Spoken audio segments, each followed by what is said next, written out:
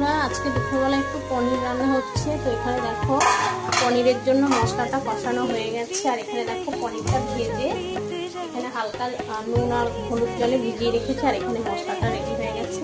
এবার পনিরটা দিয়ে দেবো। আর দেখো কালারটা কত সুন্দর হয়েছে। এটা কি দিয়ে করছি বলো তো?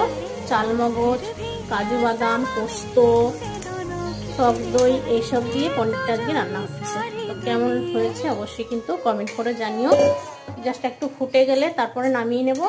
লাস্টে একটু কাসুরি মেথি দিয়ে তারপরে নামাবো। এখানে পনিরটা হয়ে গেছে, এরকম শুকনো শুকনো করেছি। আর এখানে দেখো কাসুরি মেথি নিয়ে নিয়েছি একটু হাতে।